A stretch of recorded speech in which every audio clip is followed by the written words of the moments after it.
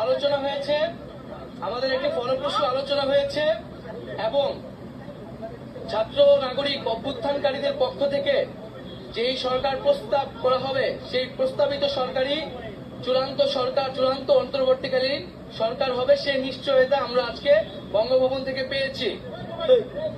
আমরা প্রাথমিকভাবে আমাদের অন্তর্বর্তীকালীন সরকারের জন্য সরকারের প্রধান উপদেষ্টা হিসেবে সর্বজন গ্রহণযোগ্য নোবেল পুরস্কার বিজয়ী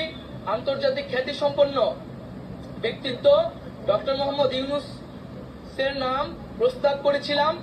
এবং আজকে মহামান্য রাষ্ট্রপতিও সম্মতি দিয়েছেন ডক্টর মোহাম্মদ ইউনূসকে প্রধান করেই অন্তর্বর্তীকালীন সরকার দ্রুত সময়ের মধ্যে গঠন করা হবে এবং